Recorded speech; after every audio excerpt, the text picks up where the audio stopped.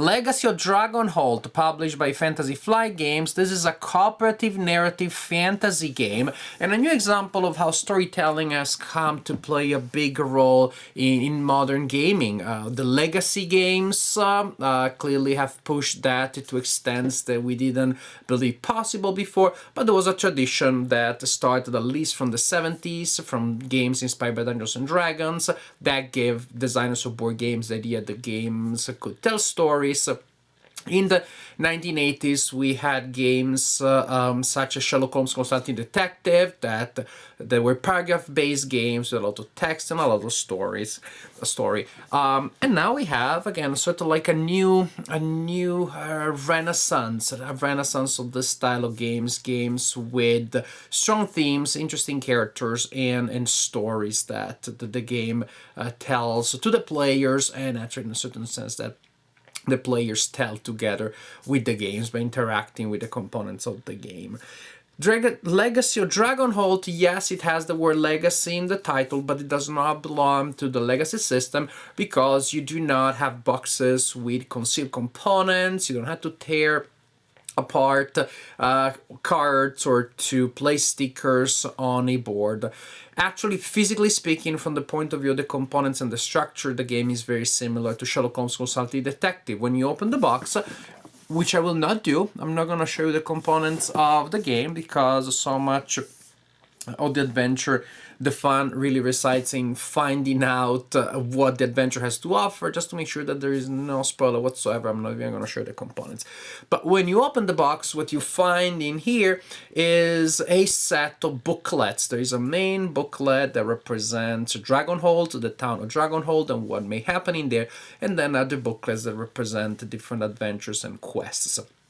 Like in Sherlock Holmes Consulting Detective, you have a paragraph-based game. That is, you start reading from a certain point, as the rules will explain where you start, and the book will tell you an adventure, and then you will have to decide where to go next, and based on the decisions that you make, then different narrative branches will be unlocked and explored, and different stories will emerge from the components of the games and the decisions taken by the players. The game, however, is less demanding than Sherlock Holmes Consulting Detective. In Sherlock Holmes Consulting Detective, if you know the game, there aren't clear, explicit menus of options of what to do next. Well, let me add something. There are cases in which you have a list of places where you know that you can go, but once you exhaust those, it is up to you to figure out where to go next. And there's a system there that lets you figure it out, or gives you a chance to figure it out.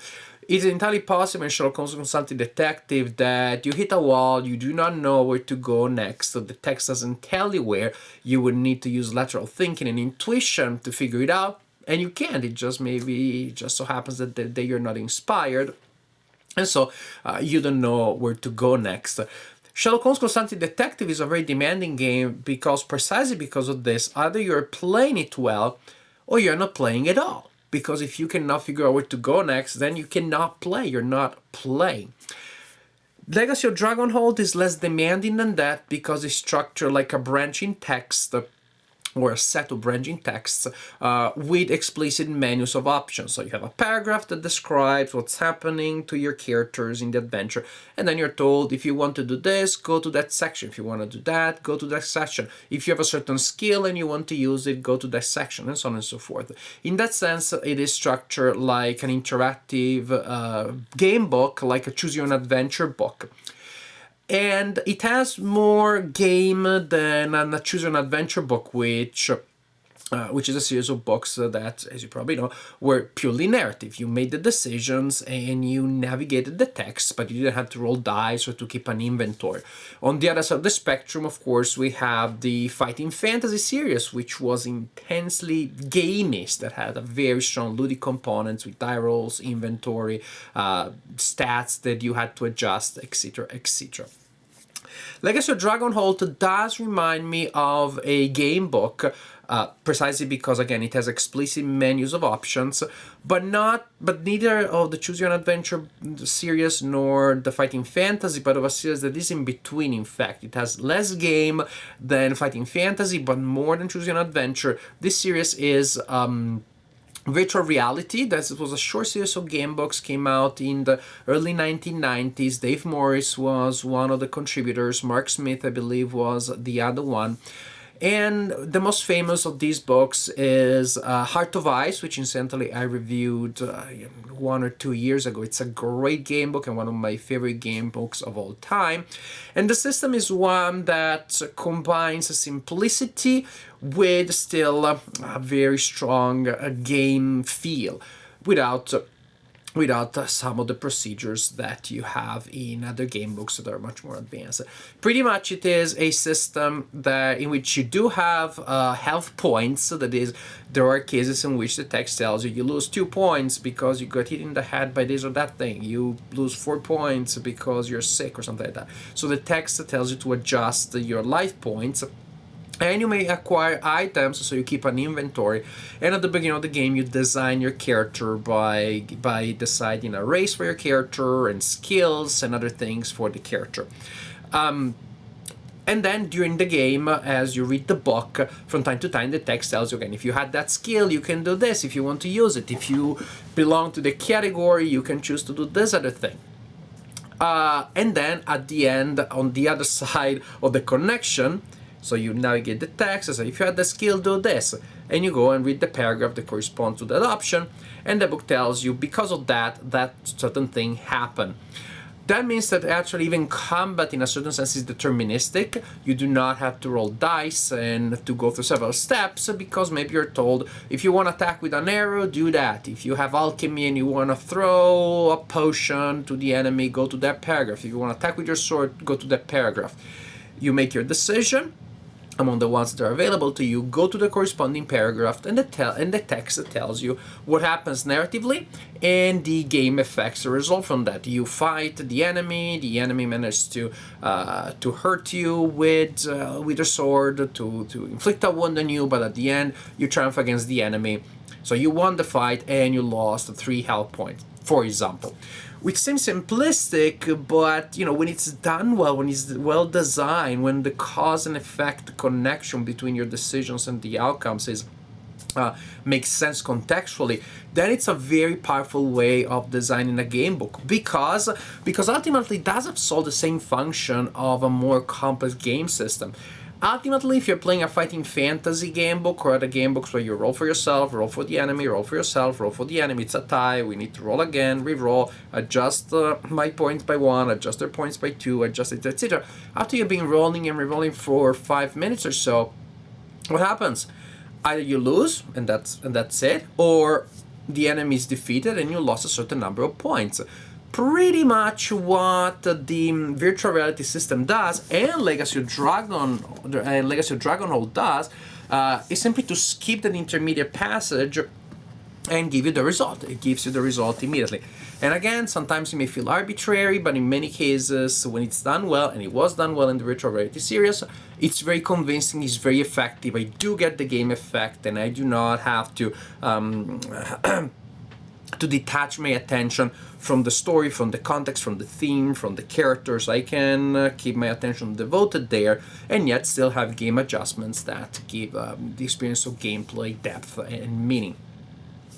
So I really like the Legacy of Dragonhold has, I don't know if the system was borrowed directly from there because it's the same system, or simply it's a coincidence that the designer of Legacy of Dragonhold came up with the system, and it's a coincidence that it was already done. It's secondary to me. To me, what's important is that I love that system in the old game books, in the virtual reality system, and I love the system as done here. But again, the beauty of the system is that it allows the theme and the story to emerge from the mechanics. It allows you to remain totally devoted to the story, the setting, and the characters, which is interesting only if the setting, the story, and the characters are interesting to start with, are compelling, are engaging. And to me, they are here.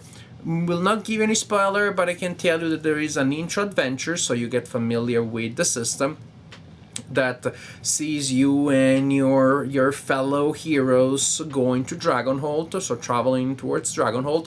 And once you're there, things become more open-ended. You have a map that represents the town, and you can go around and visit different locations. There's also a system that takes time into account, so the text will tell you when a certain number of time units has passed. And that also means that certain options will close and open in the world of the setting depending on how much time has passed. Say that you have heard that there's a certain character that's going to be in the library all morning. Well, you go to another couple of locations and you have collected time units. And when you go to the library, you're told if you have 2 time units, go here. If you have 2 or less, go here. If you have 3 or more, go there. This is a fictional example, not a spoiler. And maybe you have 4 time units, then you go to the option says if you have a lot of time units, and you're told, sorry, the character is not here anymore. And you're like, oh yeah, the character was only in the morning and I spent time somewhere else. You go to a store and it's closed at that time of day, maybe because it already closed, or maybe because it's an establishment that only opens in the evening. So the fact that things will only happen in certain times a day, and it's a very simple system, but very effective, very realistic. It really gives you the sense that Dragonhold is this living, breathing place where characters are moving around. They are not always available to you. They're not just waiting for you, sitting in the middle of a paragraph. You know, when you're playing a fantasy adventure, you do get the sense that the alchemist is just sitting there in a room. The orc is just sitting there in a room, waiting for you to enter. And then the enemy delivers the little speech and then you fight. The sense of stasis that you have sometimes in game books and in role-playing games, well, you do not have it here precisely because time goes by and characters move around you, and that to me it's very effective. It has a very immersive power. There is a little bit of a negative side here. Sometimes it is frustrating to go to a place and find it closed, then you go to the other place and the person has left already. You're told when the person will go back, and then you go somewhere else and you go back, it's too early, the person hasn't come back yet. So because of this, you will from time to time and sometimes often get into blind alley they don't get you stuck. Then you simply choose another option and go back there, or try to figure out a different way of doing something that is not available anymore through the channel that you were investigating. So pluses and minuses, but to me the pluses greatly outweigh the minuses. So Dragonhold, the section of the game that takes place in Dragonhold is very thematic and is very open-ended. And when you're there, in fact, the game doesn't give you victory conditions at the end. You're not told do this, do that, and you will win. Precisely like in a role-playing game, and precisely like in fiction, in life. When you start reading A Song of Ice and Fire, you're not told at the beginning, it'll be a happy ending if this happens, and a bad ending if that happens. You're not given those 2 options. You don't know where things are gonna go. The same happens here. You're simply exploring Dragonhold, interacting with the people that are there, and from time to time you will find the hook to an adventure that happens outside of town. Then the text will direct you to one of the other booklets that will describe what happens in those adventures. And again, is not a traditional victory or defeat. Sometimes you come out of an adventure, a side quest alive, and you achieved part of what you were trying to do and you failed in something else. Like in real life and like in good fiction, is not about winning or losing, but there are degrees of success and there are moments of ambiguity. I'm not really sure that I won. Traditional categories, so winning or losing, that are perfect for chess or checkers, do not apply to fiction and do not apply to Legacy of Dragonhold, because this is a game that responsibly borrows key concepts from narratology and narrative in general and applies them to a game to give you a playable story. And this is really the point of Legacy of Dragonhold. The rulebook even says that you may fail to save a certain character you were trying to rescue. You may fail to find the treasure, but if you're enjoying the story, you're winning already. And to me, this is really key. This is really the point. What we have here is pretty much a hybrid between a board game, because there is that spatial element thanks to the map and some material components that you will manipulate and use. So there is that physical element, there is the game book element, but there is an open-ended element also that makes the game feel more similar to a role-playing game than, say, to many game books that are more goal-oriented. And so you have a game master-less role-playing game and a game book and a board game all into one. And all of the affordances of these different types of expression contribute to create a very compelling, very interesting setting and in a set of different adventures interactions that I found very engaging. Speaking about the role-playing element, also the game really insists on the fact that characters are important, and you will enjoy the story more the more time and energy you put into creating a character, an avatar that you really care about. In fact, there is an entire manual in the set about character creation, and it just goes in much more depth than you would have in many other board games or game books out there. It is in fact a type of character creation which is so detailed and gives you so many options that it does feel like the type of character creation that you find in role-playing games. So the type of character that you're designing, and then you're taking some time to design, because then you'll commit to the character and you will be the character for a while. Here there is that mentality that you enjoy the story if there is an avatar, an agent of yourself in the world of the story that you really care about and that you want to control and maneuver. You want to see what happens to that character. So to me, the character creation is one of the best things that there is here. I really enjoyed it. After I created many more characters than I used, I just had fun creating fictional characters and I didn't use them all. Personally, actually, I played the game solo. I created 2 characters. Well, I created more and then I used 2 characters to run the campaign. And those 2 characters were an heterosexual female elf and a transgender gnome. Because actually the game kind of like encouraged me to go that way, in the sense that the game is very inclusive. When you're told that you can create any type of character that you want, the game gives you some examples and some suggestions to go past the traditions and conventions of fantasy as we know it, and to look in a broader sense to different types of human beings, different types of identity, gender identity, sexual orientation. That's the way our world works. We got all kind, and we're all human beings, and we're very different from one another.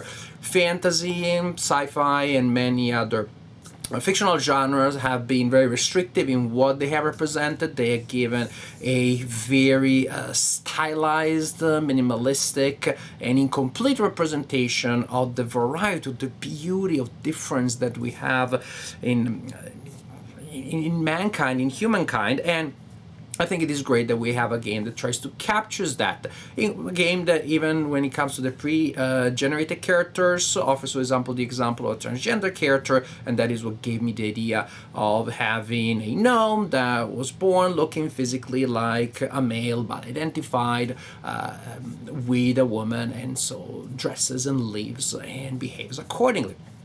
And these 2 characters formed a very interesting duo of heroines, and I really had a blast seeing what happened to them. So, because of this, of course, the game is different from other games, more traditional, that have more traditional conventions of gender identity, and social categories. And some of you may be complaining, well, the game has an agenda, it's pushing an agenda on me. The game is representing human beings. If you think the human beings are agendas, then I think, well, we don't agree there, because human beings are people. If the representation of human beings offends you think there is anything political, well, again, I think we disagree there, because if you represent something that exists, what exists is not political, it's simply out there, acknowledging that there are people out there that exist, and that therefore may deserve to be represented equally like other people. It's not political, it's common sense. It's just representing reality. And it's fantasy, the Middle Ages, well, again, there are all sorts of gender identities and gender orientation in our Middle Ages. I don't see why there couldn't be the same variety of inclinations and identities. And fantasy Middle Ages, which maybe didn't have the same cultural social restrictions that we had. Probably actually they had even more because they didn't have, again, our same story. Maybe they have a fantasy universe in which it was more accepted. We should have more of that in the fantasy universe. Of course, then you can also create a fantasy universe that is different. But I'm just saying, why not? There is nothing that goes against the idea of an inclusive fantasy universe, and to me it was very refreshing, very welcome to see that finally there was a fantasy setting that explored that idea and they made it also so playable, so enjoyable. So Legacy of Dragonhold, to me, this is a very good set. It's a very good game for so many different reasons.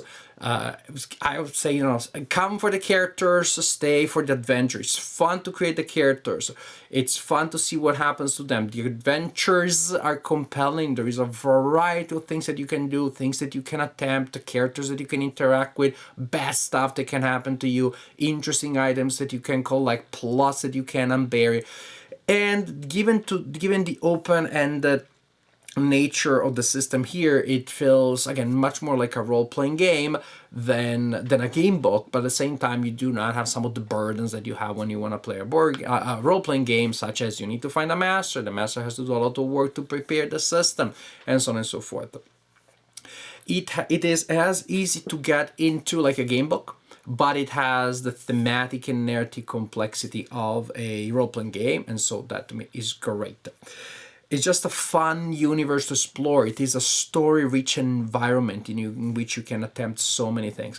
The process of creating the characters was compelling. The game system is very effective because, as I said, to me, it has this perfect balance between playability and theme, story, complexity, and detail. Because if you give certain traits to a character, the character will play differently from a character with a different set of traits, but at the same time, playing one will not be more complex than the other. I will not have to remember 10 more procedures for my character because I gave them alchemy, and 20 more procedure for this other character because I gave them thievery, and I had to remember all the cases, all the things that they can do, and the personages and stuff.